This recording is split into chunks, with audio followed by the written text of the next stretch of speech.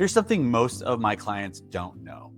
Your brain and your gut run on a two-way street, the gut-brain axis. The nerve that connects the gut-brain axis is called your vagus nerve. Your vagus nerve runs from your brainstem all the way down to your gut. My gut? And it's the nerve that regulates your stress response. Here's the thing about this nerve. You can actually train it. And I'm going to show you 5 simple ways to do just that. I'm a licensed therapist, and these are the main vagus nerve exercises I teach my clients to calm their nervous system and their gut. If you appreciate this type of content, gently tap that like button. Let's jump into it. The vagus nerve is the main highway for your body's rest and digest system, the part of you that helps you remain calm and handles your digestion, heart rate, and blood pressure. Most of the signals on that nerve aren't traveling from your brain down to your gut. They're traveling the other way, from your gut up to your brain. So when you experience some kind of perceived threat, physical, emotional, or relational, your body sounds the alarm first and your brain catches up later, which means we need to engage these threats somatically through our body, not by trying to reason or think our way out of them. It's science. Here's something I want you to remember as we do these somatic practices. They're not a magic pill or a quick fix. Stress is often deeply embedded in our nervous system. Nervous system dysregulation didn't just show up in a day, so you won't get rid of it in a day either.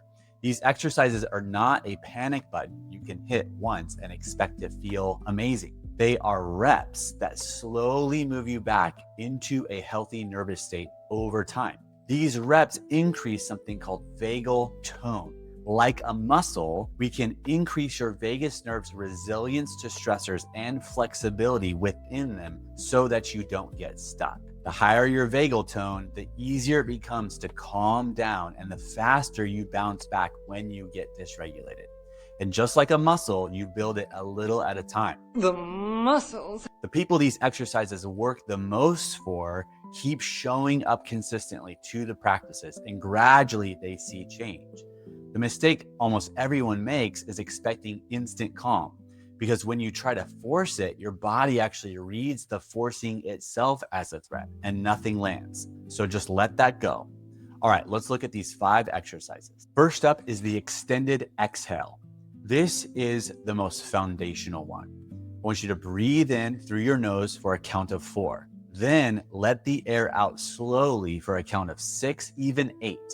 Make your out breath longer than your in breath. Here's what happens when you do that.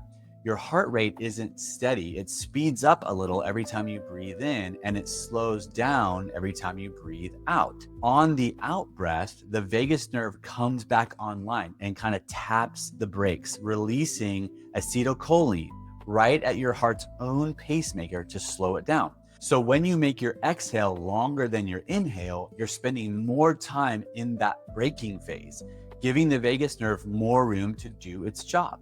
And it's not just the heart. Slow your breath to around 6 breaths a minute, and the pressure sensors in your arteries start firing in sync with it, sending one steady signal up to your brainstem.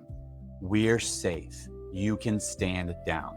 That's the shift out of fight or flight and into rest and digest. The second exercise is humming. It sounds almost too easy, but stay with me. The vagus nerve doesn't just run past your heart.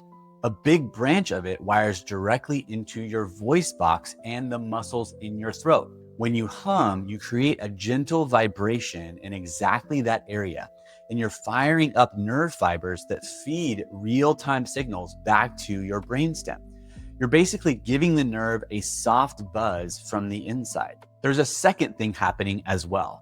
Humming through your nose drives up the nitric oxide in your nasal passages, a molecule that opens up blood vessels and helps you actually absorb more oxygen.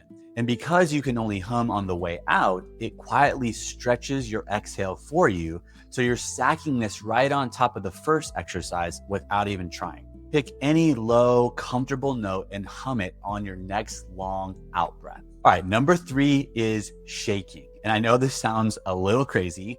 Notice when you watch footage of a deer that just outran a predator. The second it's safe, it doesn't sit down and process what happened. It literally trembles all over for a minute, then walks off like nothing occurred. That shaking is the body burning off the fight or flight chemistry it just dumped into the bloodstream. The adrenaline, the braced muscles, and physically completing the stress cycle. We're wired the same way. We've just been taught to hold still and stay composed. So all that mobilized energy has nowhere to go and it sits in the body as tension. Shaking gives it an exit. When you deliberately tremble, you signal to your brainstem that the threat has passed and your system is free to drop back down into rest and digest. So I want you to stand on your tiptoes when you're dysregulated and shake your arms vigorously for about 30 seconds. And if shaking in your living room feels too awkward, no problem. Just go dancing. Dancing can accomplish the same thing, especially if you really shake while you do it. All right, quick break. The work that I do on this channel is teaching you how your nervous system, your gut, and your mental health are all connected. So consider subscribing so that you don't miss what's coming. Okay, back to it. Number 4 is actually listening to a particular kind of music. This is based on Stephen Porges's polyvagal theory, where he discovered that a small branch of the vagus nerve runs right into your ear canal. So your ear is an actual doorway into the vagus nerve.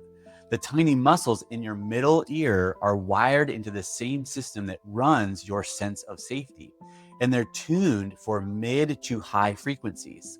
Think of a mother singing to her child. Notice how we naturally associate lower frequencies like thunder and higher frequencies like sirens with danger.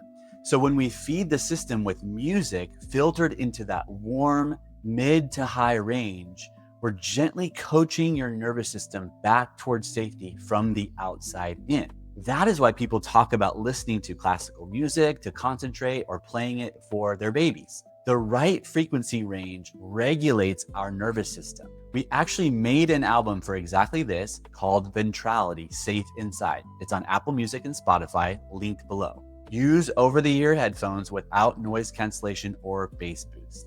This album will calm your nervous system and help increase your vagal tone. The 5th exercise is gargling. Take a mouthful of water and gargle it, actually working it to the back of your throat, hard enough to make the sound.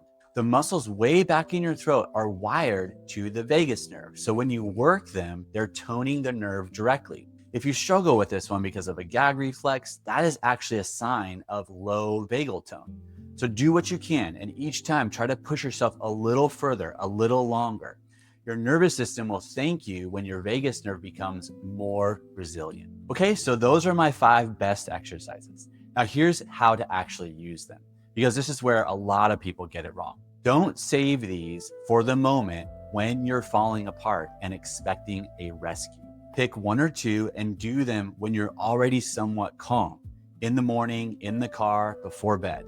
You're laying down reps and building that vagal tone, teaching your body a new default. And that happens between the hard moments, not just during them. And if the first week feels like not much is happening, that is completely normal. Remember, this stuff is embedded. Keep showing up and your body will catch on. Let your gut tell you which 1 or 2 are landing for you, and then lean on those. Forcing all 5 every day just becomes one more thing to perform, and pressure is the opposite of the signal that you're going for. If you want to see where your nervous system actually stands right now and where your gut stands with it, I built a free assessment that walks you through it. It's linked in the description and pinned in the comment below. Here's what I really want you to take with you today.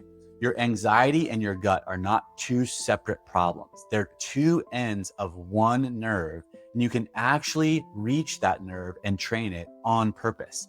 Not by flipping a switch, but by training it a few quiet reps at a time until calm becomes a thing your body knows how to find on its own. Every one of these exercises is you working on that one nerve.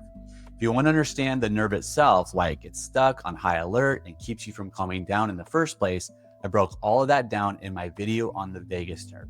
You can check it out by clicking right here. I'll see you in that one.